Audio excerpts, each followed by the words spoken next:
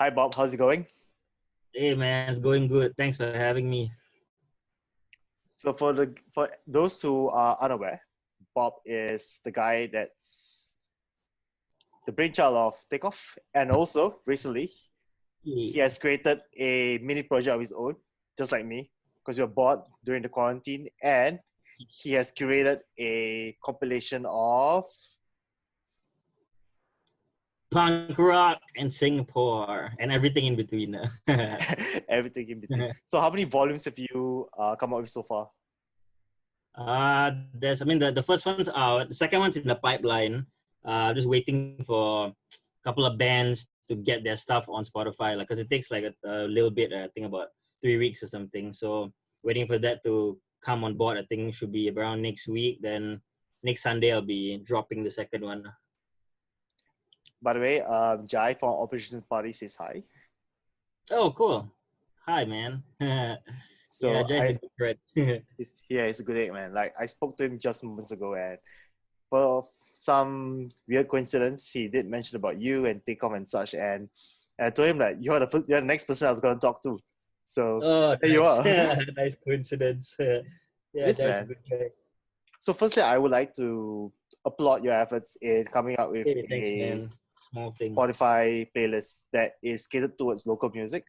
Because as you Yeah. know, it's really hard for casual listeners to find local music like at your fingertips. It's easier if you talk Mm, about your normal Western bands that are mainstream. Like you can correct. just go on Spotify, you can just type anything and it appears on every other Mm, playlist. But correct. if you're gonna go into specifics and talk about local bands, it's gonna be harder because not everyone has their material on Spotify, Yep. and then there are those who don't even have more than 5 songs, for example.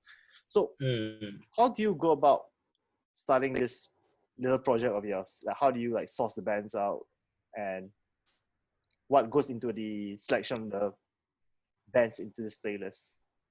All right. Okay. So I think like when I first came up with the list, it's exactly like you mentioned. I think I was quite aware that um despite the fact that there are a lot of punk punk type bands, in the whole spectrum, right, in Singapore, I think because it's not the early 2000s anymore where that kind of music is popular. A lot of the bands have I wouldn't say fallen by the wayside, but they've sort of dipped in popularity, and other genres have sort of eclipsed the whole underground scene. So a lot of these bands actually do have their stuff on Spotify, but it's just that either through the passage of time or whatever, like people forget who these bands are, and a lot of them have gone on to do other things in their life, starting families and having kids, and settling down into responsible societal roles. So I think when I picked these bands, I drew a lot on my childhood, like the times when I was like just starting out in the scene, like as a gig goer when I was like 14 or 15, and I used to you know um, run around at the substation and other places like IJ Studios and Gas House and all the other places. And like all like the bands of that era, I sort of still have a good memory of their names and stuff. I like still buy CDs and tapes and records and all that. I know it's like kind of obsolete, but I still kind of like that thing. So I have a small little collection of my own of uh local punk rock, local ska, oi,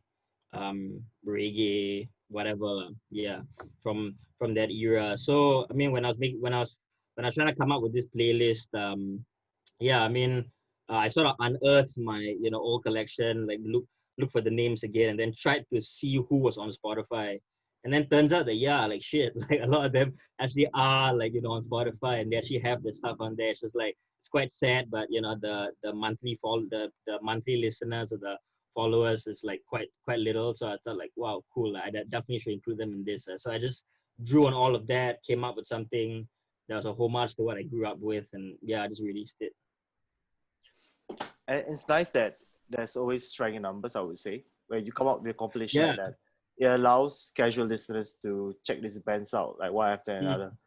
And sometimes it helps that if they happen to like a certain band that you've included in that playlist, Yeah. they might just like the other band as well. And speaking of which, Exactly. Yeah. as a 14-year-old going for shows and such, what were the first few local bands that immediately caught your attention? Oh wow. I would say one of them. I mean, it's quite a lot, lah. I mean, I think the first show that I ever went for at Substation Garden, the one where Timber is at right now behind the Guinness Theatre. There's this band called Potential Problem that was playing. They were very good. There's this band called Suburban Damn It as well. They kind of play like the queer screeching weasel type of punk rock. Yeah, I saw them once or twice. Objection Overruled for sure. Quite old school fellas. Cesspit, Full Fledged Monkeys, Shoe Size 9. Yeah, those kind of bands. Yeah, they were kind of mainstays at the Southeastern Guinness Theatre back in the day. So like when I would hang out at Peninsula and like there's some weekly gig, I'll just go and see, like, oh, okay, it's on Sunday at this time, 2 p.m. Okay, I'll just be there, and then all these bands will come up, and I'd be like, wow, cool, sounds really cool. Yeah, so I think like yeah, those were probably like the first few bands that I was introduced to that played punk rock that I liked, but yeah, they were local bands. So when you watch these bands live, like at the back of your mind, did it lead towards you wanting to form a band on your own? And if so, Oh no, man. no? Yeah, I mean, like, to be honest, I mean, I know like that's how most people I think started out. Like you kind of watch your heroes doing their thing. I mean, like, like if you're more into like American or European bands, you see them on MTV and go like, wow, cool, I want to do something like that. Or I mean, yeah, if you go for local shows and you're like, damn, like, I want to be up on that stage. But I think like back then for me, like, it was just really cool to be part of the audience and to see this whole thing happening in front of my eyes, because yeah, I mean, like, we live in like straight laced Singapore, right, where things are all orderly and rules and gigs all have like, I mean, like Bay Beats and like other big name acts. Whenever they play gigs, there's always security and it's all kind of contained. But I mean, in this kind of space, like, you kind of see what's happening, like, in the US, like right in front of your very eyes, and it's like, wow, like, I want to be part of this. I mean, like, I have no musical talent, and I think like when I was 14 and 15, I wasn't even playing an instrument. I was just very, very happy to be part part of the audience and like enjoying the music and the vibes and like buying CDs and like asking bands to sign my merch and all that stuff. Yeah, the stuff about forming a band came like much later on. I think in my mid-20s only. Yeah. And just for a rough estimate, like how old are you as of like this year? I can't tell you. I'm 18 forever and ever. Amen. No, no, no. I I'm know I know why 32, I know man. why you're hiding your age. You know why? Because nobody likes you when you're 23. Yes, that's right.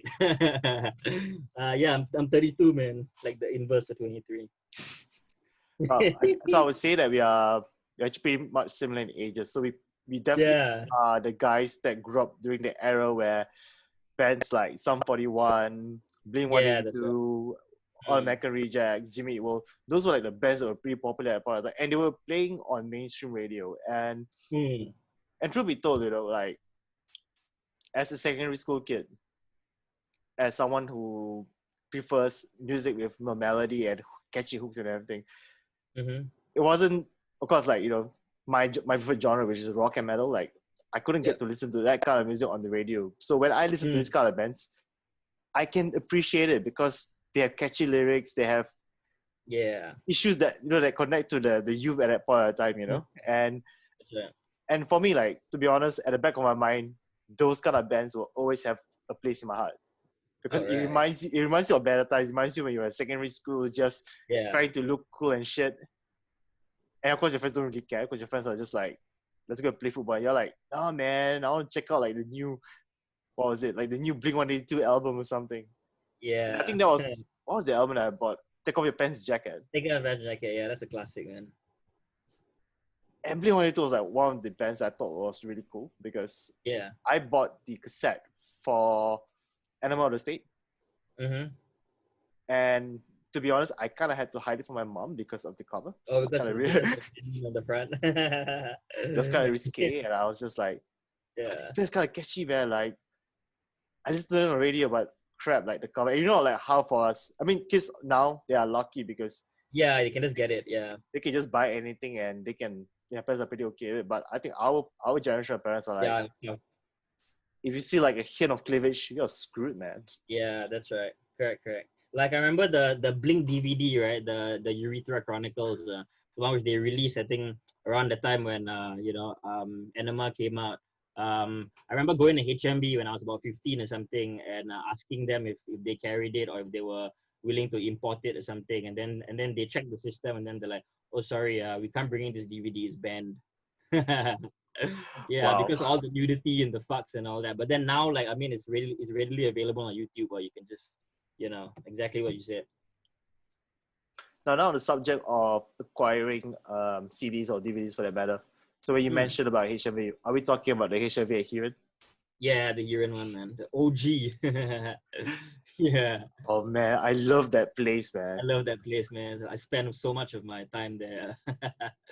So for the younger listeners who are not aware what HMV is or what a Heeren is the shopping mall that's diagonally across 313. Actually Yes. directly opposite Somerset. Was it Silesian Somerset? So what happened back then was that they had 3 levels. So the first level was your mainstream releases and whatnot, and some magazines, I believe.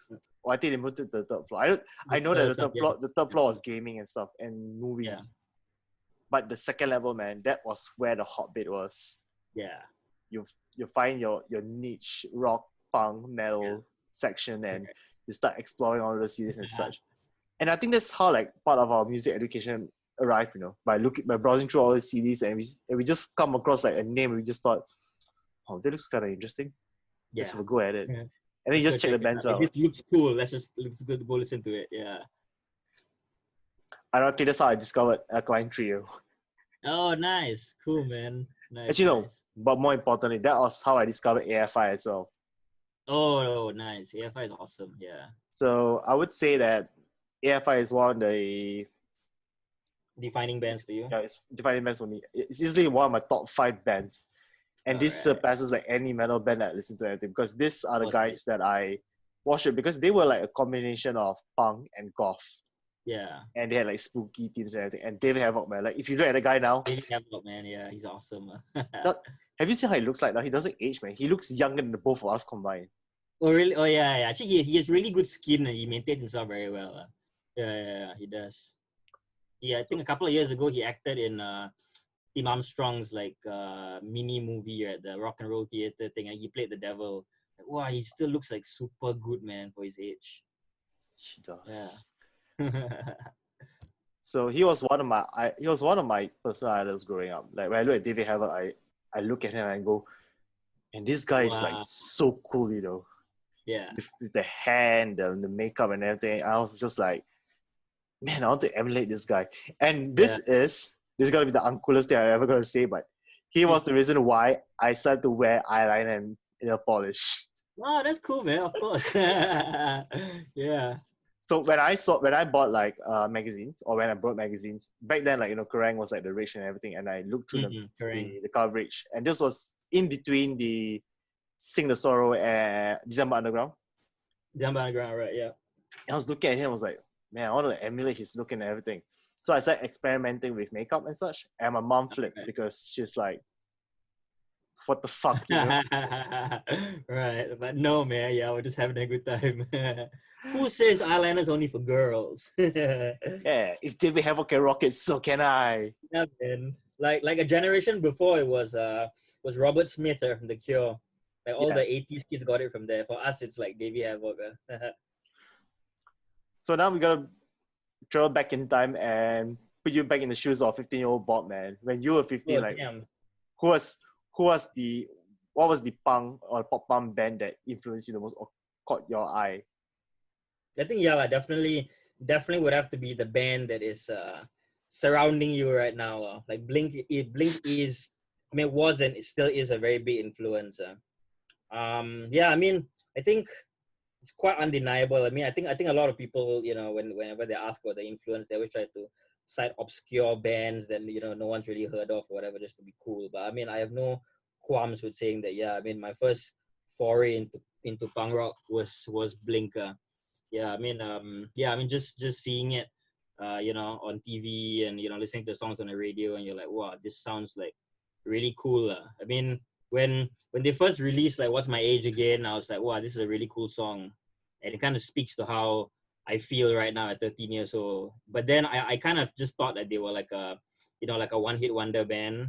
So I mean, yeah, I just listened to it and left it. And then they came back a year later with like The Rock Show and First Date and Stay Together for the Kids, and I was like, wow, shit, if a band can like maintain like that kind of standard, right, across like a couple of years, they must be worth listening to. So that's when I bought the albums and like delved into it. And then I think like through Blink, you sort of get introduced to punk rock because like, yeah, I mean, if you watch the DVDs and all that, like Tom cites like bands like NoFX and Bad Religion, Propaganda, The Queers and all that in his little interview section where he talks about his guitar influences and all that. So when I heard those, I was like, oh shit, who are these bands? I gotta check them out. So you go and check out those bands, and then you're like, oh shit, this is crazy. There's a whole world. Yeah, and then from there, it just took off on its own.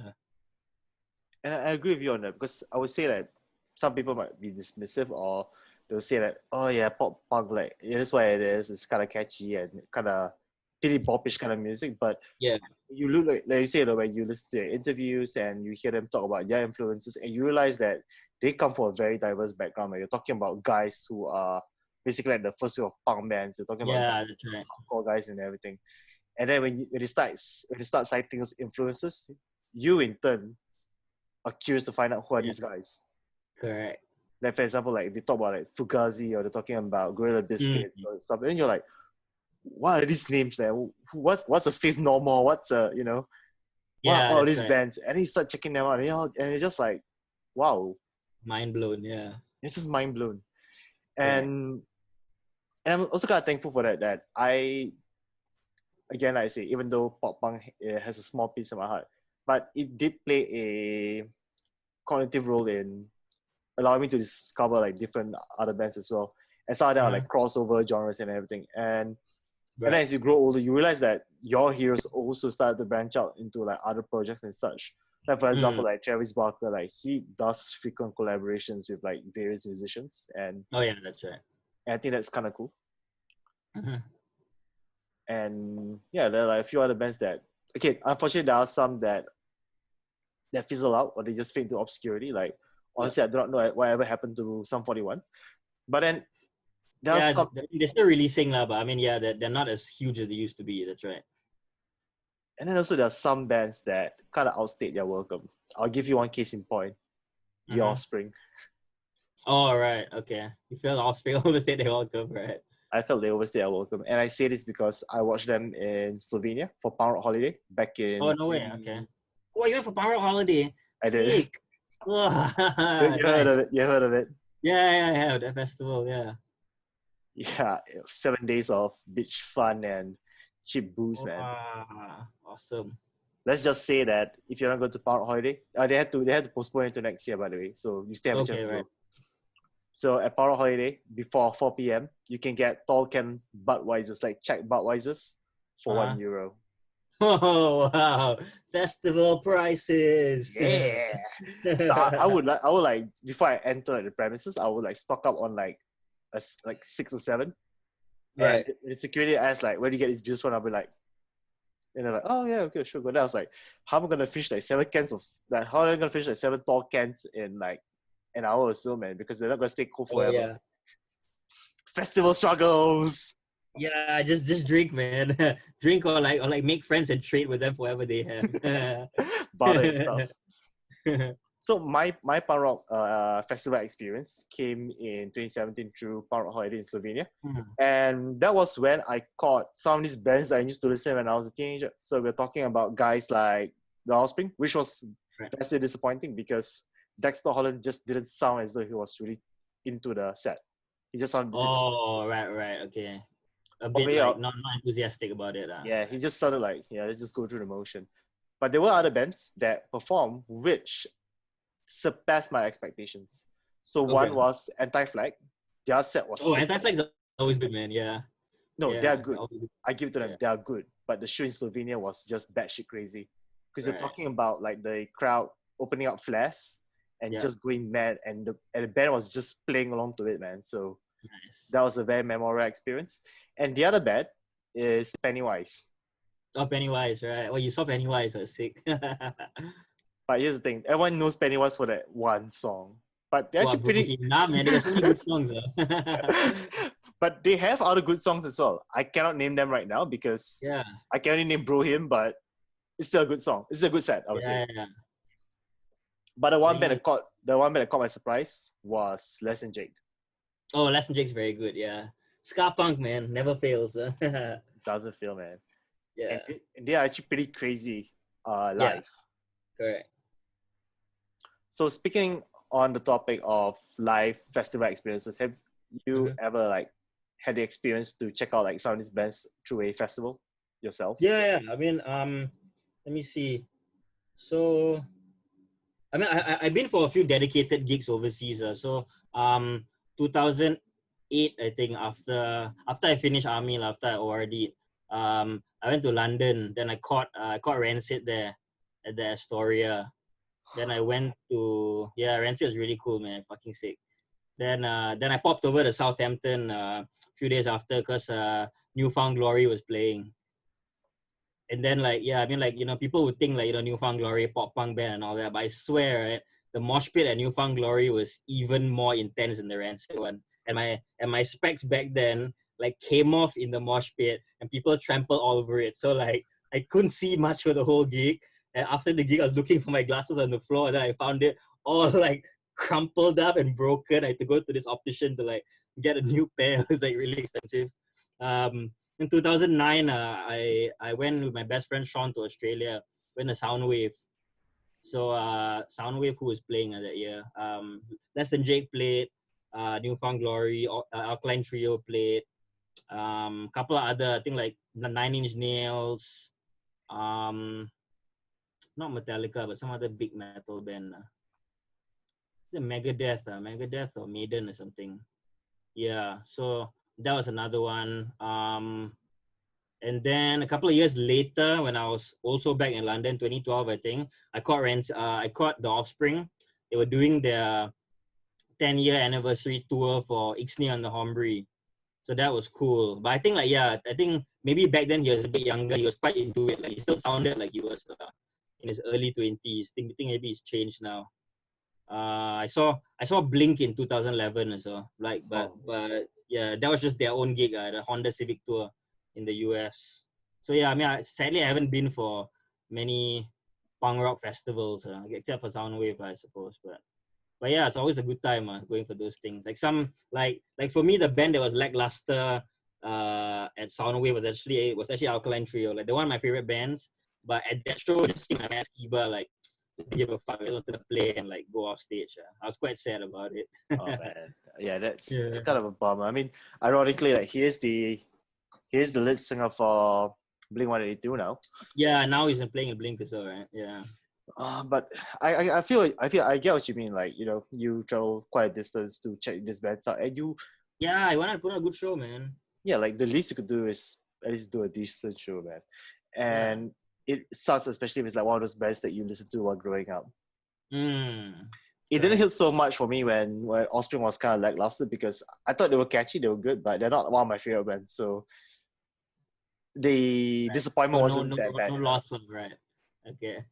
And it was close to midnight. I was pretty drunk, so I was just like. Okay. But here's the interesting coincidence. So you caught Blink-182 in the US. Where Yeah. was in the US? Sorry. Uh, you wouldn't guess, man. Utah, Salt Lake City. Yeah, because like that, like only that date of that tour made sense for me. I think because of my school or something, like I could only make it on that day, and they were playing in Utah. So I traveled all the way to fucking Salt Lake City, like fucking Mormon like state, just to catch them. And like I was the only brown guy there. Everybody else was white, and they were all staring at me, going like, "Who the hell are you, man? Where are you from?" Now I'm like, "Singapore. You came all the way for this?" Now I'm like, "Yeah, cool." I've got a similar experience to share as well. So I caught AFI in the US as well. Right. So not only that, I caught them in the most interesting state, and that was Nashville, Tennessee. Oh, sweet. Wow, nice. The South. Because I was taking a brief sabbatical from work, and I traveled Okay. to the US and Mexico, and I just saw that they were having a tour in the US, and this was Right. the Morning in America tour together with Anti-Flag and Rise Against, who Oh, is wow. they're a pretty good band. They're fucking sick, Rise I Against is gotta very say. good. Yeah. Right. It's funny because I do check them out and I thought they're really good, but it was just a nice coincidence that they were headlining that tour. Right. So I was looking through like the dates and everything, and I was seeing if I could catch them before I go back to Singapore. And I had a Okay. choice between Minneapolis, Minnesota, Yeah. or Nashville, Tennessee. And I was just like, okay, I do not know because both are just both are equally obscure to me, right? So I Yeah. was just like, I'll just go to Nashville, Tennessee because I guess they have a nice country Yeah, museum. they do have a country scene there. That's right. And you know what? Upon reaching the airport, aside from looking at some of the displays that they had at the airport, because they have like Les Pauls and everything on display at Oh, the no airport. way. Yeah, it showed like a couple of the models. Right. I was greeted by a hen party blasting Shania Twain. Oh, damn. So I was just walking to the hotel, and there was like some hen party just blasting Shania Twain. And I was just like, What's and going on? it's like, is this really Nashville? What the heck, man? What's next? Am I gonna go to a fucking Hooters and bump to the Dixie Chicks? Yeah, probably Dixie Chicks, Garth Brooks, all these fellas, right? It's so surreal as well. Like, you know, you're just there in town just to check out your favorite band, but then Yeah. the other things that happen before that's kind of funny. Oh, yeah, yeah. And here's the Correct. thing, you know, when you talk to the Americans and you tell them that, oh, I'm from Singapore, and they just look at you like, what the hell are Yeah. you do? What the hell are you doing in our state? Yeah, what You are you know? doing here? Correct. Yeah. In a small little state, right? You came all the way just to check out this one band. And you know when you try to explain to them, after a while there's a bit of the pause, and then they'll be like, "That's bloody awesome, brother! Come on, let me get you a Oh, drink." yeah, yeah, yeah. That's right. Yeah, yeah. And you know, like They the Asian usually man, become very friendly and animated after a while, and then like you yeah. know how you as a Singaporean just clamor and just go like, "Yeah, okay." Yeah, okay. You're just in Nice. shock, man. You're like, how am I supposed to react to this, man? Because we're not used to it from here. Yeah, they're just quite open there about things. It's nice. It's alright. As long as they did not bring me to the hen party blasting Shania Twain all night, I was fine. Yeah, that's true. I don't think we survived that, man. How big was this hand party? Like 10, like 10 women. I would say like I think it was seven to eight, maybe, in like some Right. sort of an open-ended truck or something like that. Why are we Oh talk? wow. Okay, they had the whole shebang. Cool. Why are we talking about a hen party, man? I don't know, man. I'm gonna upload. I'm gonna upload this episode with like the title, man. Good hand parties and all that. Shania Bob, Twain. Bob and Dad talks about the hen party and Shania Twain. Actually, you know what? I should More write it out details. as the episode title. Right, the Shania Twain experience. Nice. But back to the main topic at hand. Yeah. I would like to know more about Takeoff and how it began and your journey towards like getting involved in the local music scene. All right. So So actually, like, yeah, I mean, the funny thing, I mean, and I mean, yeah, it's really the truth that, like, when we sort of started this band, we had no, like, ambitions to, like, play local shows or anything. Like, we're, like, basically how we met was, so my cousin Joshua, his very good friend is Isaac, who is the drummer of Takeoff. So, he put us both in touch one day. I think this is sometime in, like, 2012 or 2013. Like, he said, like, hey, Bob, I've got this friend, he's like, crazy into Blink or so, like, yeah, you should meet him. I think you all get along. So, like, yeah, we just met, me, Josh, and Isaac one day at a pub, and then Isaac showed me his Blink tattoo, like, on his chest, and I was like, wow, cool. So we just started talking and all that. But then, yeah, I mean, we didn't jam or anything until, like, I think a year later, sometime during, I think July in 2013, Josh just gives me a call one day saying, like, hey, Bob, me, Isaac, and, one of our friends, gonna go jam at this place called Epic Studio. there's a Kalang there, this small little jamming studio. Come join us. So I was like, okay, fine. I mean, I got nothing on. So I just grabbed my guitar, grabbed my little Sense amp pedal, and just went there. I mean, not knowing what to expect. I mean, we didn't pre-rehearse any songs or whatever. Just went there. So the crazy thing was that at this jam session, I feel a bit bad about this, but I mean, yeah, it's the truth. I just sort of went with it. So what happened was, I kept proposing like Blink songs to play, and only me and Isaac knew the song. So like I was like, hey man, like like let's play Voyeur. Like Voyeur is the song from Dude Ranch, the second song I think. And then the other two didn't know, like Josh and his friend, but me and Isaac knew it. So we just jammed the whole song, like just two of us, while the other two just stood there like waiting, like fuck, when are these guys gonna end? So we just kept doing that, and then we realized like fuck, like we like really have a sort of chemistry going on. So after that, like yeah, we just started jamming, like the four of us, and then like yeah, one of them left after a while, and then yeah, we're just very happy being a Blink cover band. We used to jam quite a lot at Pink Noise also, like Pink Noise back in the day. We used to just jam there, like book these like 2 hour, 3 hour sessions where we just go there and play like 20 like Blink cover songs for fun. And then there's one Thursday I remember, sometime in 2014, we were jamming there, yeah, just like playing like First Date and like Man Overboard and all that. And then the door to the jamming studio opens, and then do you know who Louis Fu is? This guy who used to be in the scene last time.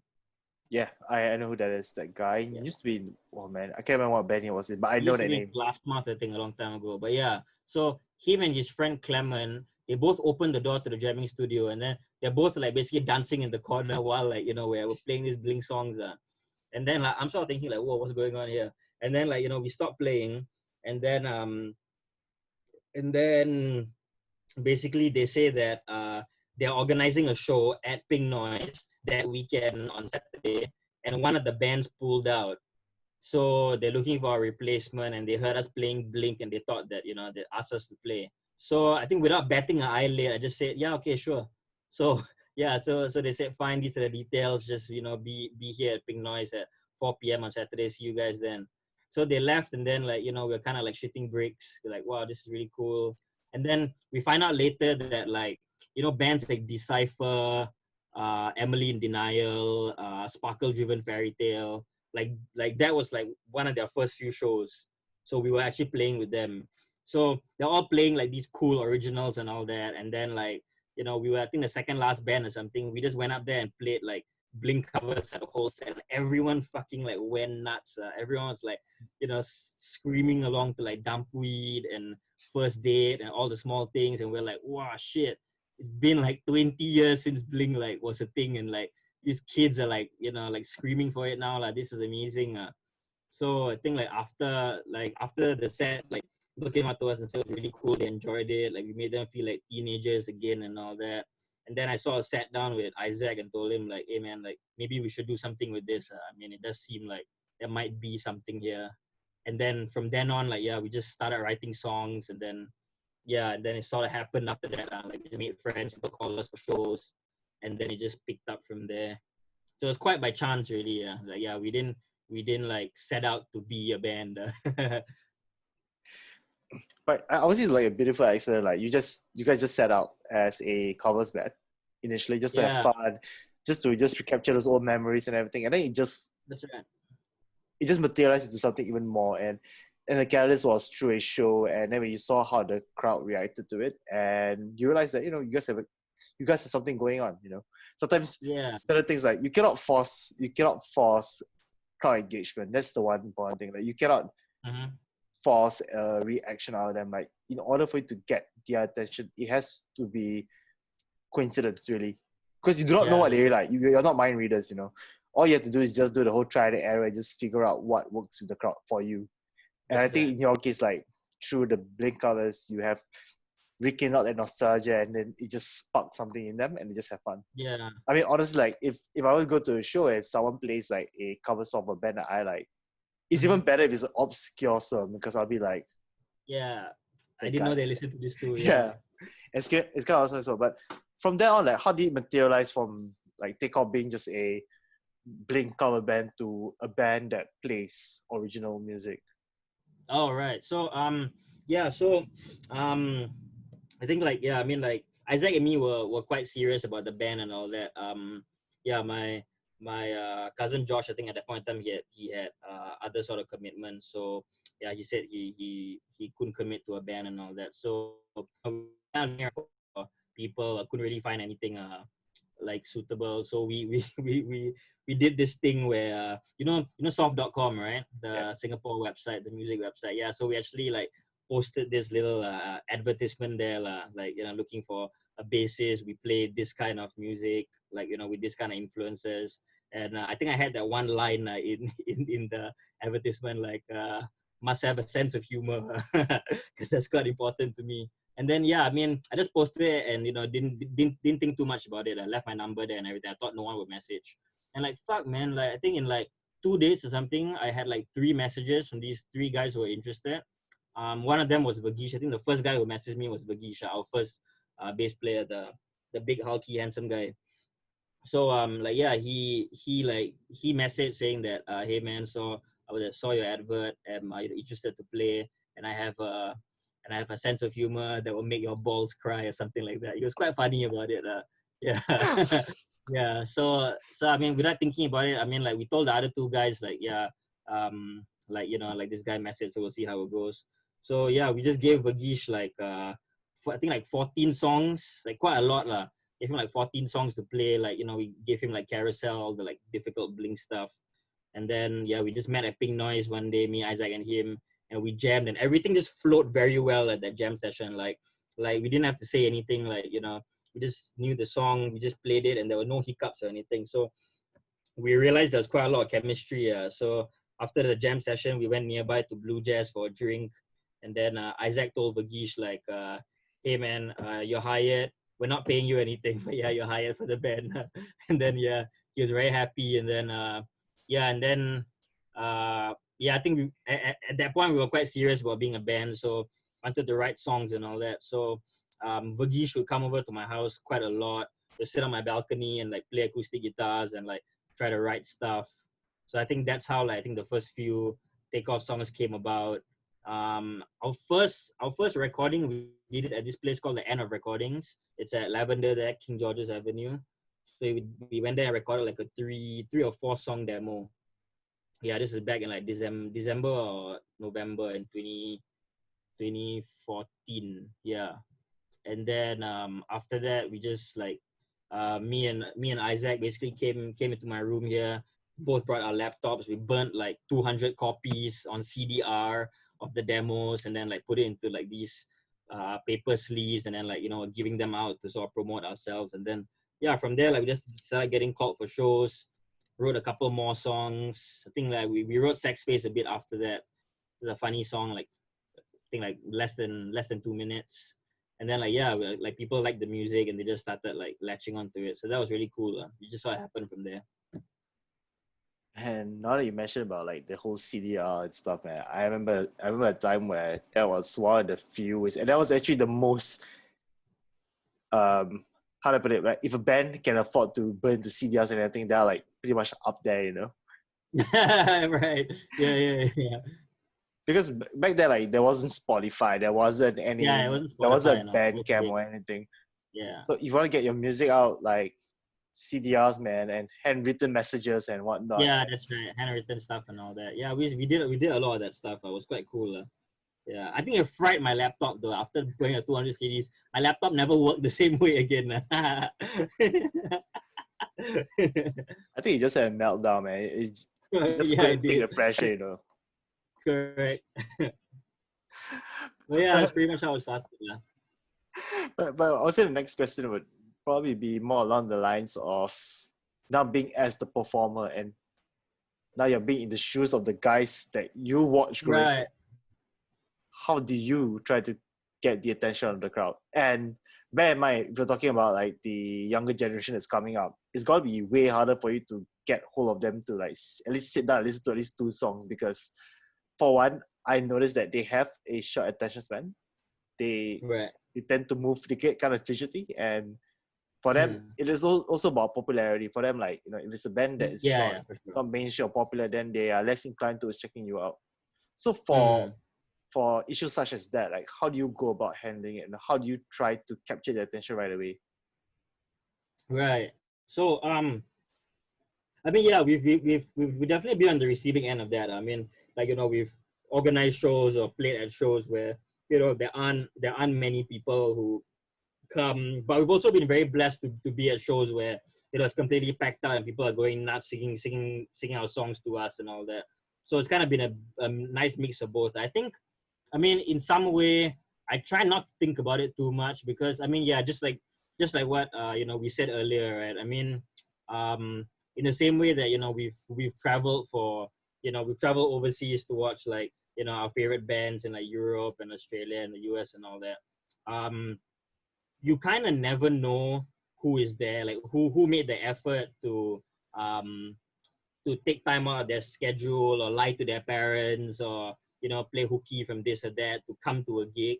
So even if it's 5 people or like 100 people, right?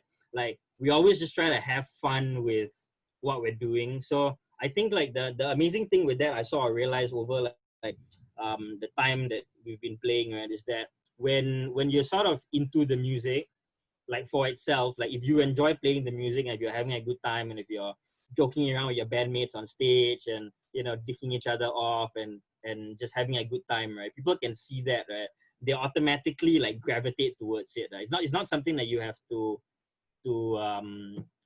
demand or command from them. They sort of just gravitate towards it. So I think that's been quite helpful. Just kind of like focus on what you're doing, have a good time, and if people see that, they sort of reciprocate in that way as well. Yeah, I think that's kind of been a mantra. I'll say on your end as well, like I noticed that you do your fair bit in trying to get younger bands to perform as well. Yeah. And for someone like, say, in the role of a promoter, how do you seek out these bands and how do you go about inviting them to perform for your shows? Right. So yeah, I mean, I'm not really social media kia lah. I mean, I don't spend all my time on it, but when I'm on it, I do try to pay attention to like what's sort of going on. So if there are friends of mine who have bands and if they share on their Instagram stories or on their pages of like, oh, check out our friend's new band, they just released this thing, like I'll go check that out. And if it's cool, if I like it, if it's like in the vibe of what we're doing and all that, then yeah, I mean, more or less I'll just invite them for a show, follow them on their pages and like see what's up. I think we've sort of made a lot of good friends that way lah. So yeah, I think that's sort of one way. I mean, I also do like like, yeah, I do like a bit of nostalgia where I still invite like the older bands who were popular back then, like bands like Kate of Kale or 180. Who else? Yeah, Shoe Size 9, Full Fledged Monkeys. Yeah, these kind of bands. Yeah, I mean, like Rancor. I still like like that kind of music, and I would like to introduce those older bands to a younger generation. So I always try to have a mix of both. I invite like the older bands along with the younger ones, and then throw them together, see what happens. Yeah. I would say that's a very smart move because when you introduce the veteran bands to a show that you organize, it allows them to have a new generation of fans that will listen to their music. Yeah, that's right. And also at the same time, like when you have the kind of bands in your billing, it also allows the younger bands that are performing together them to learn something from those guys as well, because these guys are veterans, like Yeah, they've these done it guys all. are the veterans, you know. exactly. Yeah. And the wonderful thing I would say about the elder statesmen, so to speak, is that The elder statesmen. they're very down to earth, they're very nice guys, Yeah. and when you ask them for advice or when you want to talk to them about something, they're very approachable. And for example, like when I was doing a interview with Bo Scarbanger, like this guy, I watched him since I was a teenager, with Yeah. his projects and everything. And when I met him for the first time, I was so afraid because can you imagine, like you see this guy on stage performing and you listen to his songs on the radio, and then you're like, whoa, like Yeah. I'm so petrified, man. Like I'm meeting this guy, he might just disappoint me, and I will not be surprised because he's there, Tell like me your idols, right? Yeah. let me try other stuff. And when I spoke to him, he's the humblest, most down to earth guy. Right. He's just like a regular Joe. And I think from then Yeah, on, that's a nice experience. yeah, and I would say that from then on, that's where I take my cue in wanting to be like that as well. Like I Right. told myself, if I get myself involved in music in any capacity, I want to be like guys like him. Like I don't Right. want to create some sort of a barrier between me and the other people or me Right. and the next generation. Yeah. Because It's maybe for important. me, I think it was a little harder for us as well because we never got that kind of opportunity Mm-hmm. to get engaged with like the senior figures in the city. Because for them, while they were growing up, they're all mostly friends, and that's how they all knew each other, and they're very tight knit. So it's kind of hard Yeah, for that's an right. outsider to like enter Come the in. friends, you know. And so Yeah, I feel that too. I mean, that's their generation. We cannot blame them for that, even Mm-hmm. if some of they come off as standoffish. But I would say our generation is basically the in between generation and the one that will make a difference, Mm. where we are able to talk with these senior guys, but also we are the ones that are able to mentor the younger bands as well. Right. And this is what I noticed like at shows as well, where you see guys around our age talking to like younger kids and all. And if you do not care how old or young you are, like you can be like still in school, but if you're here for the music, then hey, by all means, Yeah, man, pretty go cool, ahead. man. Yeah, that's right. I feel And, that way too. yeah, and I feel that's what Takeoff does for our local scene, but by and large, like you are one of those guys who I noticed, especially you and Bob. Like I noticed that you talk to a lot of people like at shows and on social media, and you always present yourself as a very approachable person, All right. and Yes, man. and they feel at ease, you know, like talking to you because they do not feel the pressure or they don't feel as though they have to be very formal or being Yeah, back it's all in their good, words, you man. know. Yeah. And I think that's like a very good and encouraging change for our local community, where in the day and age where we are still being seen as some sort of novelty and not being taken Mm. seriously, somehow we within ourselves are able to come up with content of our own to show Yeah. like the mainstream that you know what, we don't need your spotlight or attention because you're doing just fine. Yeah. And, We got our own thing going on. you're doing a way better job than you guys because Right. we are actively like bringing in all these younger bands to perform. We're giving them a platform to showcase their talents, and everything's like ready made for them, so to speak. Yeah. And I think that's a I really agree, man. and I think it's a really awesome thing. Like gone are the days where, as I spoke to like, some of my friends, like gone are the days where it's pay to play, like the kind of Oh, yeah. malarkey, The pay to play crap, man. Yeah, that's nonsense. where like people are trying to just either fleece you off or Yeah. creating unnecessary expectations for you to live up to. And Mhm. I imagine like, you're a young band and you're just starting out. How are you gonna live up to all of this like Correct. demands and stuff? And I'll Yeah. say like our generation, we are the ones who said, you know what, don't worry if you're not that good at anything, just come on and play, man. Like if you feel Yeah. very insecure, you can always be the first band and just have a taste of it. Yeah. That's right. And I think it works because as I noticed, like some of these bands, even if they're not together, the original lineup of their band mates, for example, they have gone on to do better things, and it is all built up based on that kind of confidence that's given By performing, by yeah. performing on stage.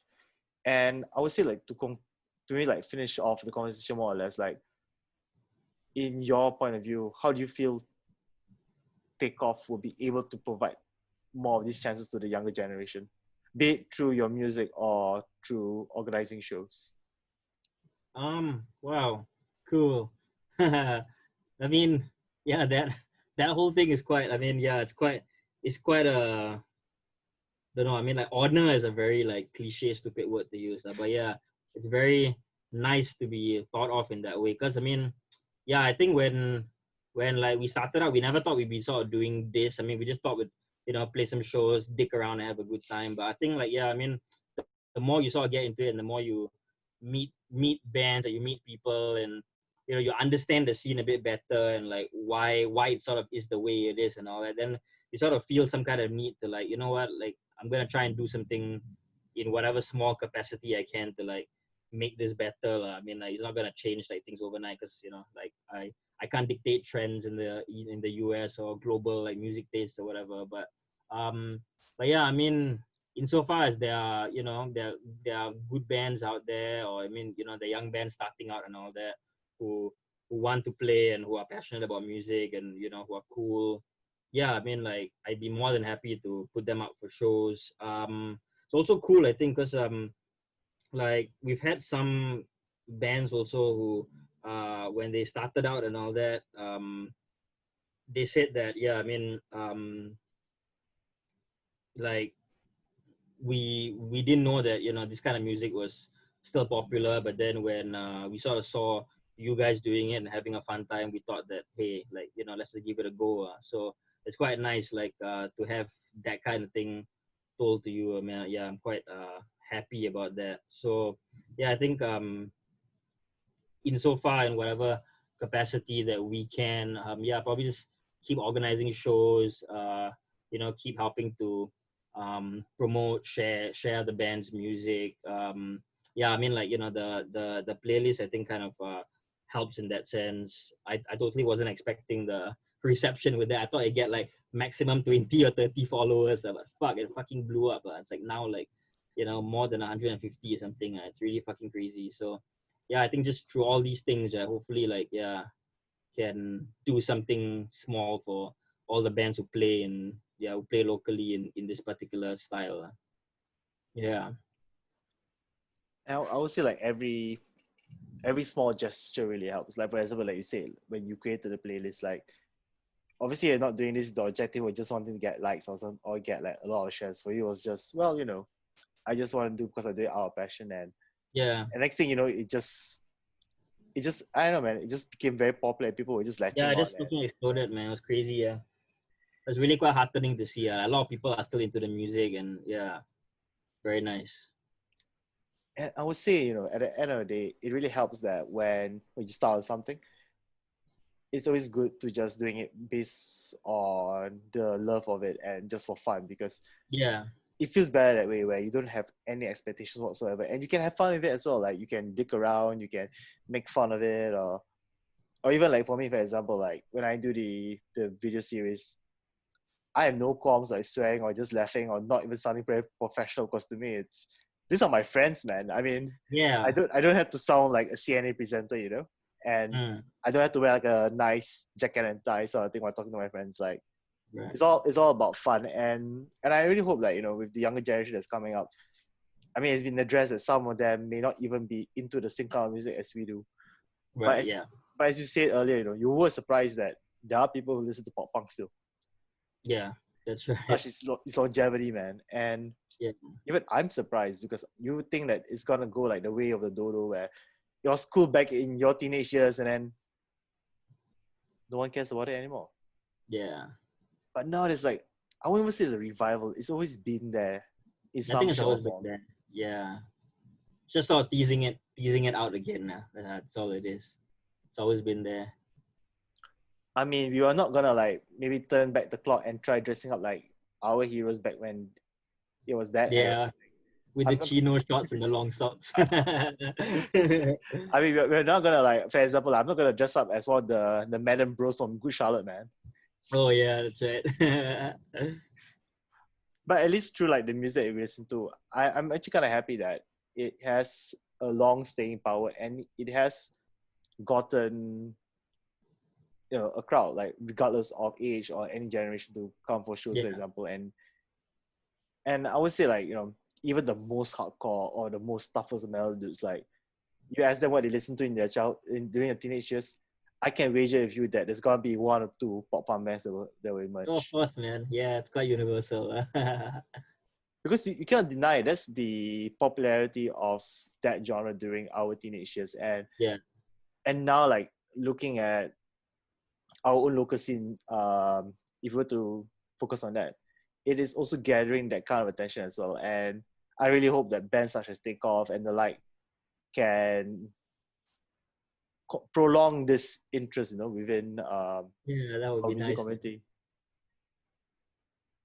Because I mean, who doesn't want to dress up like one of the Blink-182 bros, man? Yeah, with the baggy black jeans, the Attica shirts, sideswept emo hair. Okay, so you know what? Finally, will you ever do a Takeoff show dressed up as one of the pop punk stereotypes from your teenage years? Oh yeah, for sure. I mean, I would definitely. I think that there was one show in 2016 where, I mean, it wasn't really a stereotype, but you know this show Spring Breakers, Yeah. the one with what's her name, Vanessa Hudgens, and I don't know who else. Like yeah, there are these four insanely hot girls at that point in time. James Franco was in the movie too. So I wore this Spring Breakers t-shirt. It basically had the four of them like in bikinis. It was a green shirt, I remember. I wore that, and then like a pair of like green bums or three quarters or something, and then Converse low cuts with the high socks. Yeah, and then I wore this like sort of wig because my hair's really curly, right? Yeah. So I wore this wig with like straight hair, just walking around, with like the bumps were pulled really low with like a studded belt and all that. Then like all these like kids who were saying like, "Hey man, you look like Tom DeLonge." And like, "Hey, awesome shit." But yeah, I mean, I think I definitely still would. Probably just have to lose some pounds from my tummy. Drinking too much beer these days. And you know what? I actually restart on that strange lifestyle. I'd be like David Havok as well, man. Who knows? Oh right, yeah, I might just go for a shoe look at sword as him as well. yeah. Anyway, Bob, thank you so much for coming. Yeah, cheers. Thanks for having me, man. I'll leave the links on the comments. Sorry, the On the Your Guilt Pride thing, okay. Yeah, Cool. and they can check out your playlist and of course your band. Yeah, cheers. No worries, man. Hey, dude, Thanks so much, Galif. it was fun hanging out with you, man. Yeah, it was damn fun, man. All the best. I'll see you around. Yeah, I'll see you around for sure. Take care. All right. Stay safe. See you when this is done. See ya.